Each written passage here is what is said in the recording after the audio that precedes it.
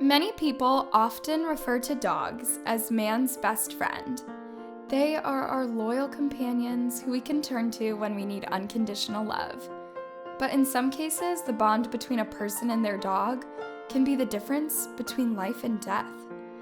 That was the case in this story when a little girl wandered away from home and out into the wilderness. All alone, she had nobody to protect her from the elements.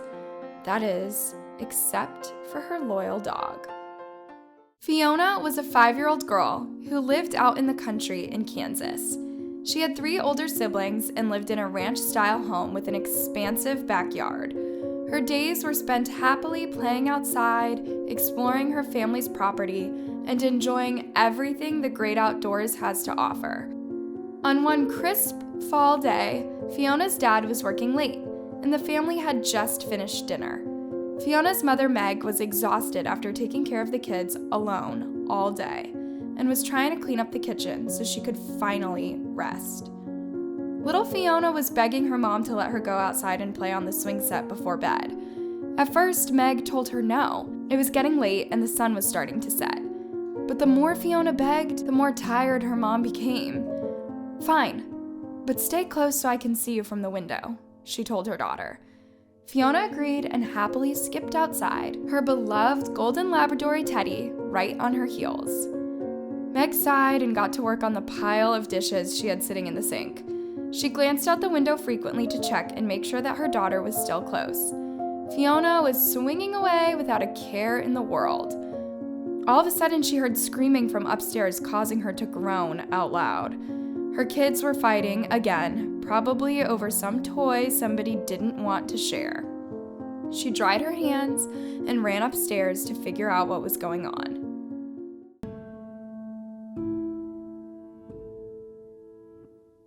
What Meg didn't realize was that just as she was doing this, Fiona had spotted a mother deer with its fawn on the edge of their property. Not realizing that her sudden movement would scare the animals off, Fiona jumped off the swing and began running after them, calling out to them in excitement. Startled, the mother deer bounded into the cornfield that bordered the property, its fawn following close behind.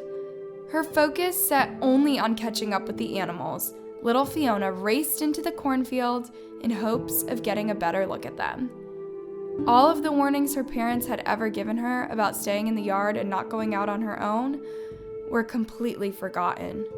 Teddy became anxious as soon as he saw the little girl disappear into the cornfield. He knew she wasn't supposed to go that far by herself. He barked loudly, hoping to get the attention of someone in the house.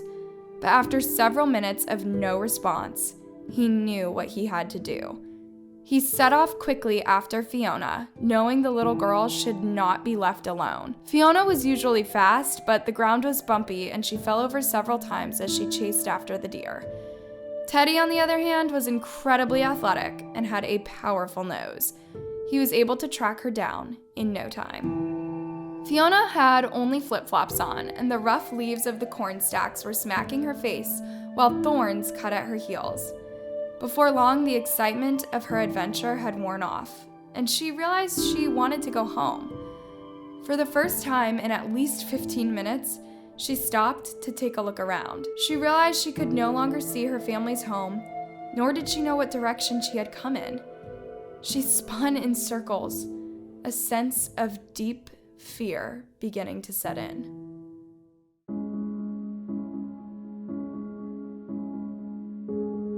Meanwhile, Meg had just finished breaking up the ongoing fight among her other children and headed downstairs to finish up the dishes. She glanced out the window above the sink and noticed that Fiona was no longer on the swing set. At first, she didn't think much of it. Maybe her daughter had gotten cold and decided to come in. She called out her name, but there was no response. Meg quickly headed out into the yard and began to look around. There was no sign of her youngest daughter. She began calling out Fiona's name over and over again, her voice getting higher and more panicked by the second. She didn't know what could have happened to the little girl. Did she run off? Or had she been kidnapped? Desperately, Meg made her way into the cornfield, continuing to call for her daughter. As darkness began to fall, she knew she had to get back to the house before she also got lost in the thick field. Meg sprinted back into the house and grabbed her cell phone. She dialed 911 and quickly explained to the dispatcher that her little daughter had disappeared and she had no idea where she went. A team of law enforcement officers arrived a short while later with plans to search the premises. Fiona was from a small town and the news of her disappearance spread quickly. Before long, a search group of more than 100 people had gathered in hopes of tracking down the little girl. By this point, it was getting late, and darkness was beginning to fall. The cold air was getting to Fiona, and she had lost both of her flip-flops on the rough terrain.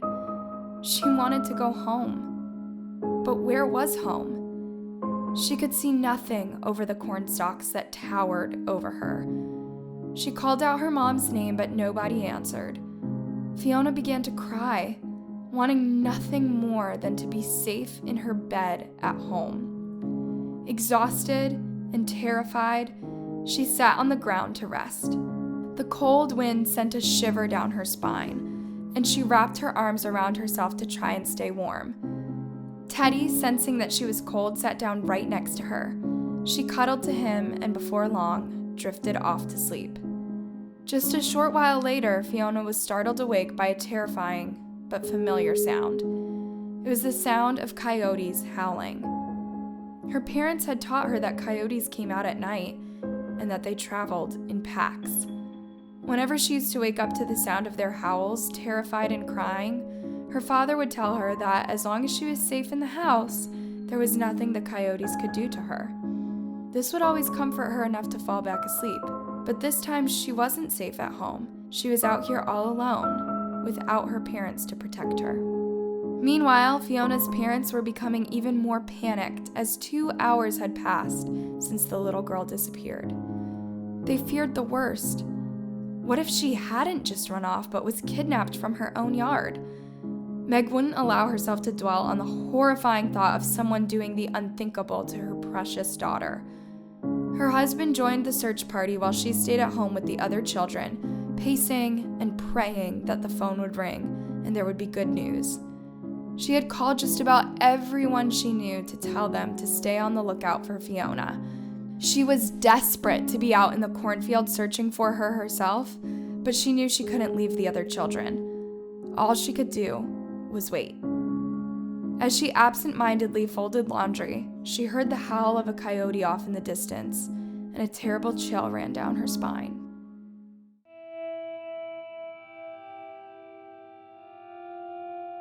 Fiona had no idea that there were people out looking for her. Wouldn't her mom notice that she had been missing? Would she be in trouble for running off?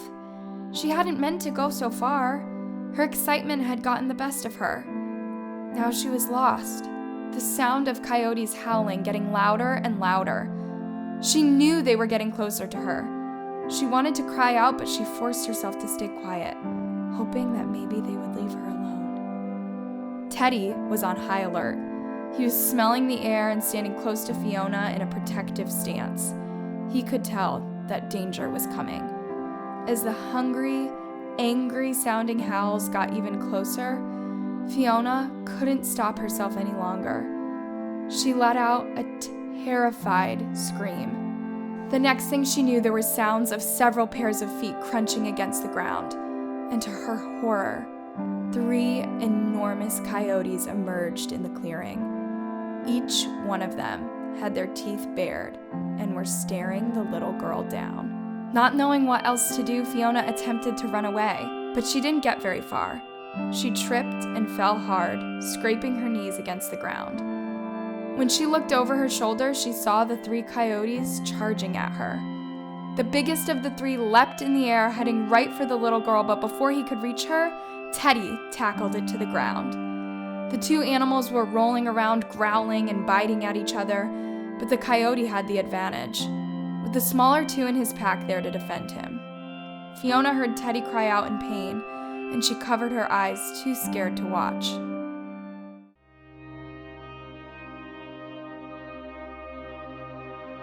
But the dog wasn't going down without a fight.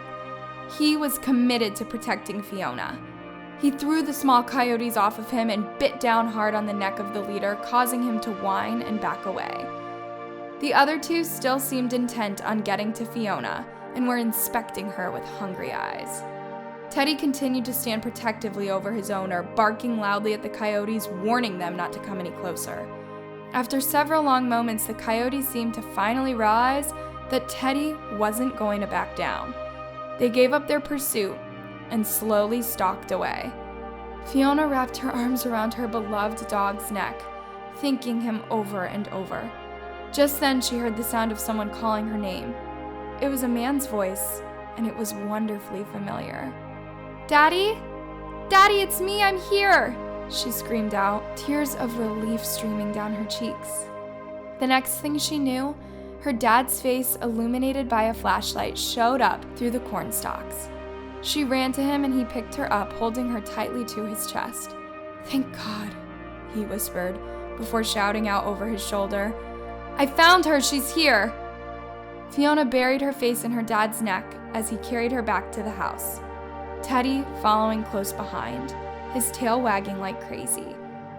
Although she was nearly overwhelmed with exhaustion, she couldn't help but notice the swarm of people that filled her backyard, each one of them looking at her with tears in their eyes. Some of the people she recognized, but others were strangers. Had so many people really cared about bringing her home?